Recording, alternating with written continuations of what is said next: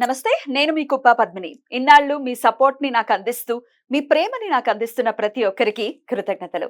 ఇప్పుడు చూడబోతున్న ఈ వీడియో కూడా ఖచ్చితంగా మీకు ఉపయోగపడుతుంది.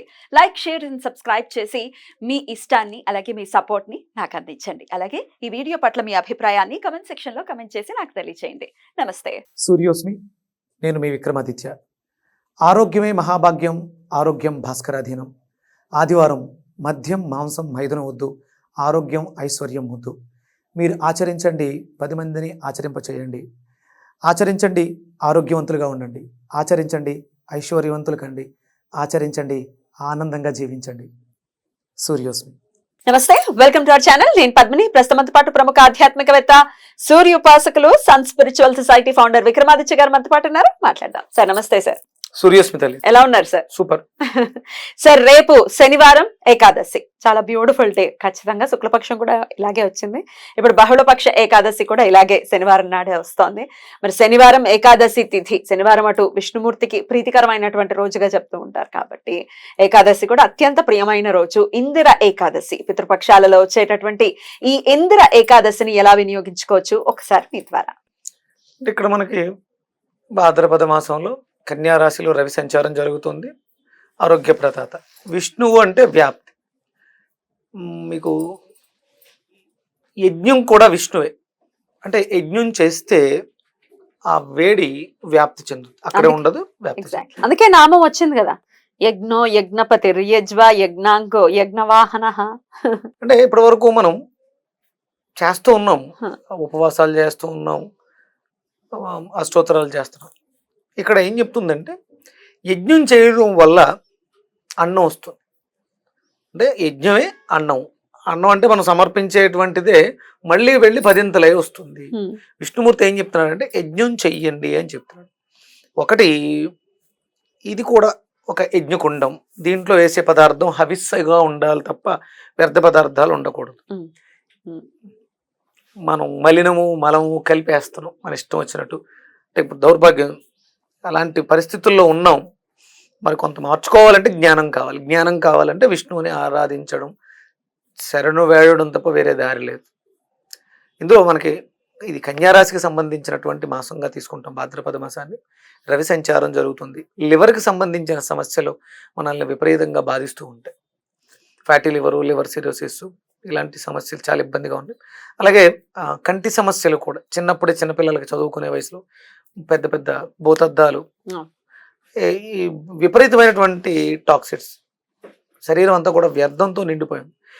ఈ మాలిన్యాలన్నింటినీ వదిలించుకోవడానికి మనం భక్తి శ్రద్ధలతో యజ్ఞంగా చెయ్యాలి. యజ్ఞం చేయాలి. మనం చేస్తున్నటువంటి పనులు యజ్ఞంగా చేయాలి. గుర్తుపెట్టుకుని జ్ఞానం కోసం ప్రయత్నం గట్టిగా చేయాలి. అంటే లంకణం పరమౌషధం. అవసరానికి మనం, అంటే ఏదైతే అవసరమో దాన్ని మితంగా తీసుకుంటూ ఉపవసించాలి. భగవంతుడికి దగ్గరగా ఉండాలి. అంటే ఇంతకు ముందు తెలియని విషయాలన్నీ తెలుసుకుంటూ ఉన్నాం. ఏకాదశులు 2 వస్తున్నాయి, గుర్తు చేసుకుంటున్నాం. ఆయా తిథుల్లో, ఆయా రోజుల్లో మనం ఏం చేయాలి? దగ్గరలో ఉన్నటువంటి దేవాలయాల్లో ఏమైనా యజ్ఞయాగాది క్రతువులు జరుగుతుంటే అక్కడికి వెళ్ళి తృణమో ఫణమో సమర్పించి అక్కడ యజ్ఞం చేయించుకోవటం. ఆ దేవాలయంలో జరిగితే అది వ్యాప్తి చెందుతుంది, మన ఇంటి దాకా కూడా వస్తుంది. దాని రేడియస్ ఎంత ఎలాగంటే అమ్మ, మనకి ఇప్పుడు ఎక్కడికక్కడ ప్రకృతి వైపరీత్యాలు జరుగుతున్నాయి. రీసెంట్గా మనకి ఒక 10 days బ్యాక్ యుఎస్లో ఒక ఏరియాలో విపరీతమైన అనౌన్స్ చేసింది గవర్నమెంట్. వాళ్ళు అక్కడ మన వాళ్ళే, తెలుగు వాళ్ళు, ఒక యూనివర్సిటీగా ఏర్పడి అక్కడ ఒక యజ్ఞం చేశారు. 3 ప్రాంతాల్లో చేయటం వల్ల అది డైవర్షన్ తీసుకుని ఆ ప్రాంతం వదిలేసి 200 కిలోమీటర్ల రేడియస్లో వదిలేసి వేరే చోటకి వెళ్ళిపోయింది. ఇప్పుడు ఫ్లోరిడాలో కూడా నిన్న అనౌన్స్ చేయడం జరిగింది. అక్కడ ఒక ఏరియాలో, అంటే ఒకళ్ళే దొరికారు, ఆ ఏరియాలో వాళ్ళతో చేయిస్తున్నారు. దాని రిజల్ట్స్ ఒక 2-3 రోజుల్లో మనకి తెలుస్తుంది. దాన్ని అంటే నరకని మార్చేసుకుంటుంది. ఎక్కడైతే యజ్ఞం చేస్తామో అక్కడ ఆ ప్రాంతం అంతా కూడా సుభిక్షంగా ఉంటుంది. విష్ణుమూర్తి వ్యాప్తి చెంది ఆ శక్తి మనల్ని కాపాడుతుంది అని చెప్పడానికి. ప్రకృతి భీభత్స రూపాన్ని దాల్చే పరిస్థితి ఉన్నా దాన్ని గమనాన్ని మార్చుకుంటుంది. అది అంటే దాని విధ్వంసం అనేది ఉంటుంది. అక్కడ ఆ ప్రాంతంలో ఎక్కడైతే యజ్ఞం జరుగుతుందో అక్కడ, అంటే అది దైవ కార్యం, ధర్మకార్యం కాబట్టి ఆ ప్రాంతానికి అక్కడ చేస్తున్న వాళ్ళకి ఎలాంటి విపత్తులు ఉండవు. అది ఏంటో వరదల గురించే కాదు, మన జీవితాల్లో కూడా బీభత్సాలు జరగచ్చు. ఆ బీభత్సాల నుంచి బయటపడాలి అని అంటే ఇదే మార్గం. అంత 100%. ఎందుకంటే వేదం చెప్పింది యజ్ఞం చేయమని. యజ్ఞం ఒక్కటే మార్గం. అది భక్తి శ్రద్ధలతో చేయాలి. వైదికంగా మనకు ఉన్నవి అంటే ఇప్పుడు చాలా మంది చాలా చేసేస్తున్నారమ్మా. దశమహావిద్యలని, వారాహి హోమాలని, ఆ హోమాలు తెగ చేస్తున్నారు. వైదికంగా ఏం చెప్పిందో వాటిని పాటించండి. భక్తి శ్రద్ధలతో స్వచ్ఛమైనటువంటి దేశవాళి ఆవునేతిని, అంటే ఏదో హోమం చేస్తున్నావు డబ్బులు ఇస్తున్నావు, ఏం చేస్తున్నారు, ఘృతం ఏంటి అని కూడా ప్రశ్నించాలి. చూసుకోకపోతే ఇప్పుడు మనకి లడ్డూల్లో కల్తీ జరిగినట్టు హోమాల్లో వేసేటువంటి హవిస్ మంచిది కాదు అనుకున్నప్పుడు సత్ఫలితాలు రాలేదు అనేది ఉండిపోతుంది. అంటే చాలా చేసేస్తున్నాం మనం శ్రద్ధగా. కొంచెమే ఇప్పుడు నేను ప్రతిరోజు చేస్తున్నాను, నాకు సుమారు ప్రతిరోజు హోమానికి ఒక 100 గ్రాముల ఆవునే సరిపోతుంది. కేజీలతో చేసేయాలి, దానికి అద్భుతమైనటువంటి ఫలితాలు చూస్తున్నాం. రోజు అలా పార్కుకి వెళ్ళి రావి చెట్టు కింద వాటి కింద ఉన్నటువంటి సమిదలు, చిన్న సమిదలు, ఈ చేతి సైజు సమిదలు ఎరుగు తెచ్చుకొని ఉదయం సాయంత్రం 2 పూట్ల హోమం చేస్తే దాని ఫలితాలు 100% ఉంటాయి. అంటే ఇప్పటివరకు మనం ఉపవాసం చేసాం, జాగరణ చేసాం, దీక్ష చేసాం. ఇప్పుడు ఇది యజ్ఞం చేయవలసినటువంటి సమయం. ప్రకృతిలో చూస్తున్నాము విజయవాడ ఇబ్బందులు. అంటే మరి మీరు అనొచ్చు అక్కడ చేస్తున్నారు కదా అమ్మవారి విశేషంగా జరుగుతున్నాయి, పొరపాట్లు జరుగుతూ ఉండొచ్చు. అందుకని ఎవరికి వాళ్ళే శ్రద్ధగా చేయటం మొదలు పెడితే మార్పు వస్తే, ఆడంబరంగా కాదు భక్తి శ్రద్ధలతో చేయాలి. యజ్ఞం పర్ఫెక్ట్ గా జరిగితే రిజల్ట్స్ ఉంటాయి. ఇక్కడ నుంచి అంటే విష్ణుమూర్తి అంటేనే యజ్ఞం, విష్ణుమూర్తి అంటేనే వ్యాప్తం. కాబట్టి వ్యాప్తించడానికి ఏం కావాలో అవన్నీ మనం చేయాలి.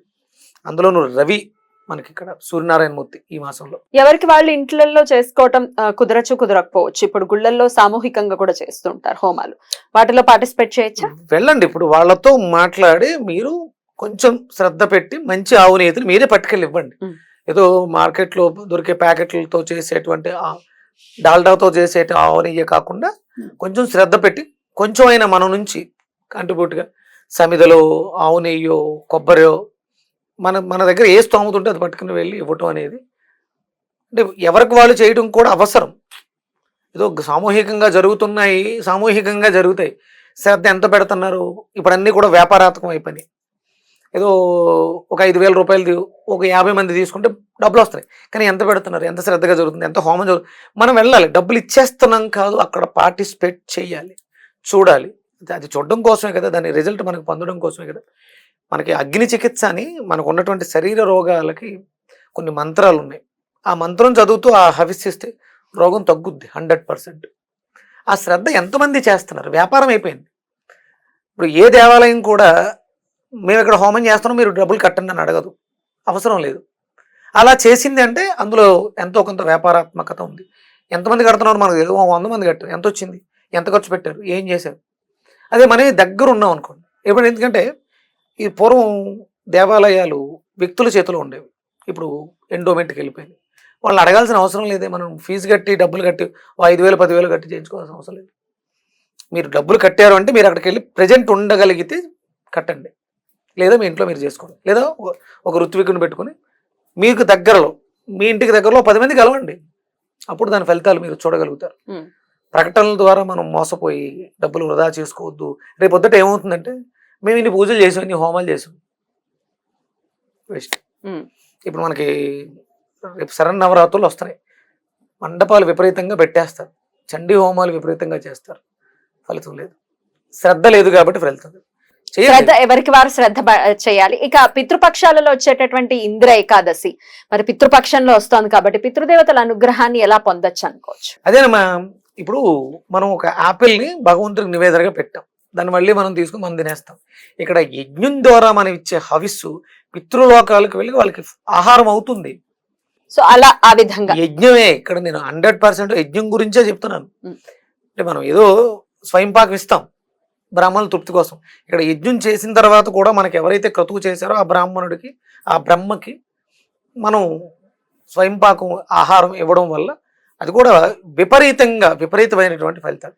ఇప్పుడు చిన్న చిన్నవి సరిపోవు ఇప్పుడు ఉన్నటువంటి పరిస్థితుల్లో. ఉపవాసం ఎలాగో అందరికీ తెలిసిందే. ఉపవాసం కంపల్సరీ మీరు చేయాలి. వెజిటబుల్ థెరపిస్ట్ గా మీరు ప్రతి ఏకాదశికి కూడా చెప్తూ ఉన్నారు. ఆయా మాసానికి సంబంధించినటువంటి వెజిటబుల్ ని అనుగుణంగా ఏం చేసుకోవచ్చు, మరి ఉపవసించాలి. షుగర్ పేషెంట్స్ ని కూడా ఉపవసించండి, ఏం ప్రాబ్లం లేదు అని చెప్తున్నారు. చాలా ధైర్యంగా చెప్తున్నారు. ఆ ధైర్యం చేసి ఉపవసించాలి కూడా.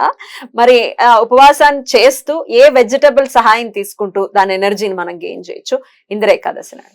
దొండకాయ ఒక 6 దొండకాయలతో జ్యూస్ అమ్మా ఉదయం, సాయంత్రం ఒక పచ్చి అరటికాయతో జ్యూస్.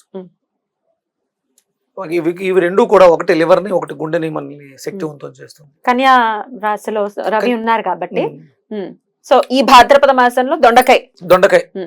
అలాగే ఇప్పుడు అంటే ఇది ఏకాదశి తిథి కాదు, మనం గుండెని కూడా శుభ్రం చేసుకుందాం, అరటికాయని కూడా వాడుకుందాం. మీకు వీలైతే ఒక 100 grams అరటికాయ ముక్క, ఒక 6 దొండకాయలు కలిపి ఒక జ్యూస్ ఉదయం, సేమ్ మళ్ళీ అదే జ్యూస్ సాయంత్రం కూడా 2 పూటలు. లేదు దొండకాయలు మార్నింగ్ తీసుకుని అరటికాయ ఈవినింగ్ తీసుకోవచ్చు. ఉపవాసం చేయండి, భగవంతుడికి దగ్గరగా ఉండండి, యజ్ఞాలని ప్రోత్సహించండి, యజ్ఞం చేయండి. రైట్.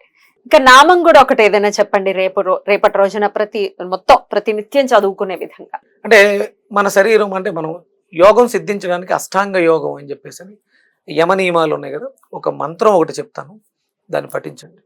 అంటే ఇక్కడ నుంచి మనం ఇప్పటి వరకు గణపతి మంత్రం గురించి, ఆదిత్య హృదయం గురించి,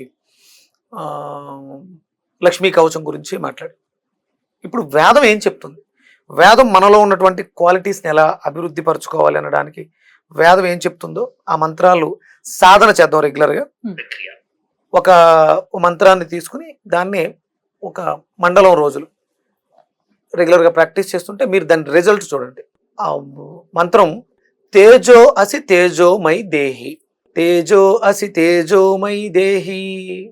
అంటే మనకి మంత్రాలు చాలా ఉన్నాయి, అందులో వీర్యమసి వీర్యమై దేహి అంటే స్వామిని అర్థిస్తున్నాం, నువ్వు చాలా పరాక్రమంతుడు, మాకు ఆ పరాక్రమంతనం అంతా మాకు ప్రసాదించు, మాలో జ్ఞానాన్ని అభివృద్ధి చేయని మంత్రాలు ఒక 6 మంత్రాలు ఉన్నాయి.